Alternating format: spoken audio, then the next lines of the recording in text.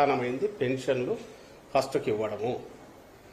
నువ్వు ఆ బాధ్యత నుంచి వాళ్ళని తప్పించమని నువ్వు ఒక పక్క నువ్వే లెటర్ పెట్టించి దాని మీద ఈసీ దానికి ఇచ్చేసి పెట్టేస్తే సరే కానీ లేకపోతే ఉన్న వాళ్ళతో సర్దుకొని ఇచ్చేస్తామంటే అప్పుడు తన మీదకి ఇదే అవుతుందని తెలిసి ఈ పొదుపుని ఇవన్నీ సొల్లు కబుర్లు చెప్పడం మొదలు పెట్టడము, లేదా ఆ సొల్లు ఆరోపణలు చేయడము. వీళ్ళంతా డబ్బులు ఇచ్చేశారు, డబ్బులు లేవు అందుకే చేస్తున్నారు, 3వ తేదీ అందుకే ఇస్తున్నారు. లాస్ట్ ఇయర్ 3వ తేదీ, అంతకుముందు 3వ తేదీ కొత్త ఫైనాన్షియల్ ఇయర్ అప్పుడు బ్యాంక్స్ క్లోజ్ అయి ఉంటాయి. ఇది క్యాష్ డ్రా చేసి ఇవ్వాలి కాబట్టి క్యాష్ డ్రా చేసి ఎవరి ఇళ్లలో వాళ్ళు పెట్టుకోలేదు. అందువల్ల కిందికి క్యాష్ వస్తే బ్యాంకుల నుంచి డ్రా చేసి ఇవ్వాలి. అందుకోసం 3 పెట్టారు. ఎవరి ఇయర్ అదే చేస్తున్నారు.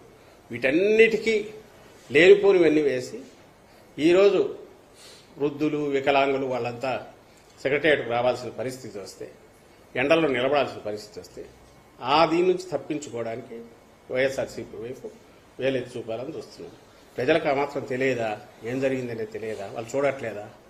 ఒకటి దీంట్లో జరిగింది ఏంటంటే 14-19 మధ్య జన్మభూమి కమిటీలు అనే రాజకీయ టీడీపీ కార్యకర్తలతో నిండిన ఆ జలగలతో నిండిన కమిటీలు ఏవైతే పిండుకొని రక్తం పీలుస్తూ వచ్చాయో, అలాగే పెన్షన్ల కోసం రోజుల తరబడో ఆ బ్యాంకుల చుట్టూ లేదా వీళ్ళ చుట్టూ మన ఆఫీసుల చుట్టూ తిరగాల్సి రావడము, అవన్నీ ఇప్పుడు గుర్తుకొస్తున్నాయి. దాంతో జనంలో వచ్చిన తిరుగుబాటు, చంద్రబాబు నాయుడు మీద పాతవన్నీ గుర్తుకొచ్చి వాళ్ళు శాపాలు పెట్టడం, ఇవి చూసి జడుచుకొని మా మీద మళ్ళీ కౌంటర్ అటాక్ చేయాలని చేస్తున్నాడు. కారణం ఆయన ఈ వ్యవస్థ ఏదైతే వాలంటీర్ వ్యవస్థ చేసే పనిని ఈరోజు మళ్ళీ ఏ వాలంటీర్లు తిట్టాడో తనే అంటున్నాడు. 2 నెలల్లో మేము వచ్చేస్తాము, 4,000 పంపిస్తాం వాలంటీర్ల ద్వారా అని. నువ్వు అదే వాలంటీర్లు వద్దన్నావు, వాళ్ళ వల్ల నీ నష్టాలన్నావు. ఆఖరకు అసలు ఉద్యోగాలే ఇవ్వలేదన్నాడు. ఈరోజు దాన్ని ఒప్పుకుంటున్నాడు. మళ్ళీ మీకు సెక్రటరీ 1,20,000 మంది ఉద్యోగులు ఉన్నారు కదా, శాశ్వత పర్మనెంట్ ఉద్యోగులు, వాళ్ళతో ఇప్పించండి అని. అంటే అతను చంద్రబాబు నాయుడు తాను ఎంతసేపు స్వార్థం తప్ప వేరే చూసుకొని ఒక దాని ఏమంటాం సమాజంలో ఉండడానికి కూడా అర్హత లేని ఒక వ్యక్తిగా ఇప్పటికే గుర్తింపు పొందిన చంద్రబాబు నాయుడు మన దురదృష్టవశాత్తు ఒక పార్టీ అధ్యక్షుడిగా ఉండడం, ఆ పార్టీ ఇప్పుడు అవసాన దశలో ఉన్న ఆ పార్టీ అధ్యక్షుడిగా ఆయన ఏం చేస్తున్నాడో ఆయనకు తెలియట్లా. ఈ సిస్టమ్స్ ఏవైతే ఫుల్ ప్రూఫ్గా ఎవరికైనా ఆదర్శప్రాయంగా ఉండే సిస్టమ్ జగన్మోహన్ రెడ్డి గారు ఏవైతే పెట్టారో, ఇవి ఆ రోజు ఆయన పెట్టొద్దని ఎవరన్నా, ఆ రోజు పెడితే మేము వాటితోనే డీల్ చేయాల్సి వచ్చేది. నువ్వు ఆ రోజు జన్మభూమి కమిటీల బదులు ఇది సిస్టమ్ పెట్టింటే డెలివరీ మెకానిజం, జగన్మోహన్ రెడ్డి గారు వచ్చి దాని మీద డిపెండ్ అయ్యేవారు. ఇష్యూ ఏ సిస్టమ్ ఉందని కాదు, దాని ద్వారా మనం ఏం చేయిస్తున్నాము, ప్రజలకు ఎంత అందుబాటులో ఉన్నాము, ఎంత ప్రజలకు మంచి చేసే తపన పడినాము, ఇది కీలకమైన అంశం అవుతుంది. అందులో జగన్మోహన్ రెడ్డి గారు సక్సెస్ఫుల్ గా కిందకి తీసుకెళ్లారు కాబట్టి వాలంటీర్లు అంటే వాళ్ళ ఉద్యోగం వాళ్ళ ఏదైతే బాధ్యత నిర్వహిస్తున్నారో దాంట్లో సక్సెస్ అయ్యారు. ప్రజల్లో కూడా ఆ సిస్టమ్కి మంచి పేరు వచ్చింది. దానివల్ల ఉపయోగం ఉందని అదర్ స్టేట్స్ కూడా గుర్తించాయి. ప్రతి ఒక్కరూ దాన్ని పొగుడుతున్నారు. ఇలా ఇంతకుముందు ఎందుకు జరగలేదు, జరిగింటే బాగుండేదని, ఇలాంటి ఎఫిషియెంట్ సిస్టమ్. నువ్వు దాన్ని దెబ్బ కొట్టాలని చూసావు. దాని ద్వారా ఏ ప్రయోజనాలు అయితే కిందికి ఇస్తున్నామో దానిలోనూ దెబ్బ కొట్టాలని చూసావు. ఆఖరుకు ఉడుకుమోత్తనంతో, కడుపు మంటతో ఈరోజు దానికి టెంపరీగా తాత్కాలికంగా ఈసీతో బ్రేక్ వేయించావు. వేయించి ఇప్పుడు 2 పత్రికల చేతిలో ఉన్నాయో, 3 టీవీ ఛానళ్ల చేతిలో ఉన్నాయని అడ్డంగా ఈరోజు ఏదో పెట్టారు. పండుటాకుల మీద పగ అని ఒకడు, కావాలని శవరాజకీయాలు చేస్తున్నాను ఒకడు. అదే తీసుకుని చంద్రబాబు నాయుడు ఎక్కడ మీటింగ్లో దాని ఆ మాటే మాట్లాడతారు. ఉన్నది సిస్టంలోనే వాలంటీర్ వ్యవస్థ ద్వారా మామూలుగా అయితే ఫస్ట్ డే 80% పైన అయ్యేది. ఇప్పుడు ఉన్న సిస్టమ్నే ఎఫిషియెంట్గా వాడుకోవడం ద్వారా ప్రభుత్వం ఈరోజు మార్నింగ్కు 60% పూర్తి అయినట్టు ఇన్ఫర్మేషన్ వచ్చింది. నడుస్తుంది. బట్ ఇబ్బందులు ఉన్నాయి. ఎందుకంటే ఇంటి దగ్గరికి తెచ్చి ఇవ్వడానికి నడవలేని వాళ్ళకు, ఓల్డ్ వీళ్లకు, పీపుల్కు, వికలాంగులకు, అలాగే వాళ్ళు వెళ్ళి తెచ్చుకోవాల్సి రావడం మధ్య ఉండే తేడా ఖచ్చితంగా ఉంటుంది.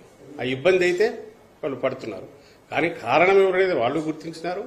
కారణం గుర్తించినారు కాబట్టి చంద్రబాబు నాయుడు జడుచుకొని లేనిపోనివేవో చెప్పి మా మీద ఉల్టా ఆరోపణలు చేసే దుస్సాహసం చేస్తున్నాడు. వాస్తవానికైతే ఉన్న దాంట్లోనే ఎఫిషియెంట్గా చేసి 2-3 రోజులు అది పూర్తి అవుతుంది. వీళ్ళు ఈరోజు మాకు ప్రభుత్వానికి గుర్తు చేయాల్సిన అవసరం లేదు. ఇక్కడ ఇంతమంది ఉన్నారు, అక్కడ అంతమంది ఉన్నారు, వాళ్ళతో చేయించవచ్చు కదా, వీళ్లతో చేయించవచ్చు కదా, ఇవన్నీ చెప్పాల్సిన అవసరం లేదు. అడ్డం కొట్టింది నువ్వు. దానికి నువ్వు ఎంత సంజాయిషి ఇచ్చినా ఎవరైతే అంగీకరించరు, జనం ఆల్రెడీ అర్థం చేసుకున్నారు. రేపు అది ఎన్నికల్లో కూడా అది కనపడుతుంది. సార్ అవ్వాతాతలకు ఈరోజు ఈ పరిస్థితి వచ్చిందంటే దానికి కారణం టీడీపీ అని మీరు చెప్తున్నారు. టీడీపీ కాదు వైసీపీ అన్నారు. ఇవన్నీ పక్కన పెడితే టీడీపీ రాజమండ్రి అభ్యర్థి నేనే పెన్షన్ లో వాలంటీర్లతో ఇవ్వకుండా ఆపించాను అంబేద్కర్ రెడ్డిగా ప్రెస్ పెట్టి ఎలా చూస్తారు సార్? అంటే అందరికీ తెలిసింది. అక్కడ ఎవరో ఆ అభ్యర్థి తను ఓపెన్ గా అన్నాడు, కానీ వీళ్ళు కూడా అంతకుముందు అదే అన్నారు.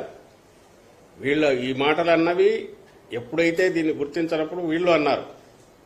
ఈరోజు ఎప్పుడైతే అది ఒకసారి ఆ ఆగ్రహం, ఆ కోపం సునామీ మాదిరి వచ్చి మీద పడుతోంది, ప్రజా ఆగ్రహం అంతా చవి చూడాల్సి వస్తుంది, మామూలుగా చిత్త కొట్టరు, జనం మామూలుగా కొట్టరు, ఎన్నికలు 4 రోజుల్లో ఉన్నాయని భయం పెట్టుకుందో అప్పుడు ఈ సాకులు ఏవో చెప్తున్నారు, మా మీద ఇది చేయాలని ప్రయత్నం చేస్తున్నారు తప్ప ఇంటెన్షన్ అయితే క్లియర్. ఒకటి, చంద్రబాబు నాయుడు కానీ ఆయన గ్యాంగ్ కానీ జగన్మోహన్ రెడ్డి గారు ఏర్పాటు చేసిన సిస్టమ్స్ వల్ల ప్రజలకు మంచి జరుగుతున్నందువల్ల ఆ బ్లెస్సింగ్స్ ఆయనకు ఖచ్చితంగా పూర్తి ఉన్నాయి. వీటిని మేమేమీ చేయలేమనేది బలంగా పడిపోయింది. ఆ సమయంలో దాన్ని ఎలాగో ఆ జనంలో ఉండే ఇది ఆపలేరు కాబట్టి ఏదైతే కారణమని వాళ్ళు అనుకుంటున్నారో ఇందుకు ఆ సిస్టమ్ను దెబ్బ కొడితే, ఈసీ మీద ప్రెజర్ తీసుకొచ్చేసి ఆ సిస్టమ్ను దెబ్బ కొడితే ఈ 2 నెలల్లో ఆ ఆగ్రహం, కోపం జగన్ గారి మీదకి పోతుంది అనేది వాళ్ళ ఉద్దేశం. కానీ ప్రజలు మాత్రం అర్థం చేసుకోలేరా? అర్థం చేసుకున్నారు కాబట్టి ఈరోజు ఈ సిచ్యువేషను, ప్రజలు ఎంత కోపంగా ఉన్నారు చంద్రబాబు నాయుడు మీద అనేది చంద్రబాబు నాయుడు అనుకో ఆ గ్యాంగ్ రియాక్షన్స్లోనే తెలుస్తుంది. వాళ్ళు ఒక సంధి ప్రేలాపనలు ఏదైతే చేస్తున్నారో దానిలోనే ప్రజల ఆగ్రహం వాళ్ళ మీద ఎంత ఉంది అనేది క్లియర్గా తెలుస్తుంది. ఇప్పుడు వాళ్ళు చేస్తున్నది ఏంటి? ఎలక్షన్ కమిషన్కు రోజు మీరు గమనిస్తే ఎలక్షన్ కమిషన్ రెఫరెన్స్లో వచ్చేవన్నీ ఈనాడులో పబ్లిష్ అయింది, ఇంకోటి జ్యోతిలో పబ్లిష్ అయింది. ఇవేదో తప్పుడు ఆరోపణ, తప్పుడు ఇవి చేయడము, దాన్ని పెట్టడం, అది అక్కడ ఈసీకి పంపించడం, అక్కడ ప్రెజర్ చేసేసి ఇంకొక నోటీసులు ఇవ్వడం, ఇది కంటిన్యూస్గా నడుస్తుంది. ఈసీకి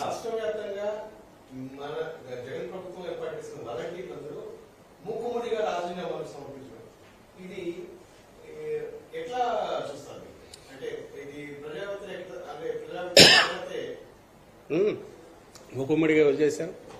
మూకుమ్మడిగా ఇప్పుడు ఎప్పుడైతే వాళ్ళ మీద వ్యక్తిగతంగానో ఎవరి మీదైనా వాళ్ళ మీద వాళ్ళ మానసిక స్థైర్యమో లేక వాళ్ళ ఆత్మవిశ్వాసం దెబ్బతీసే రకంగానో, ఆత్మగౌరవం దెబ్బతినే రకంగా ఆరోపణలు వచ్చినప్పుడు ఎక్కడ స్పందన అనేది వస్తుంది చేసి.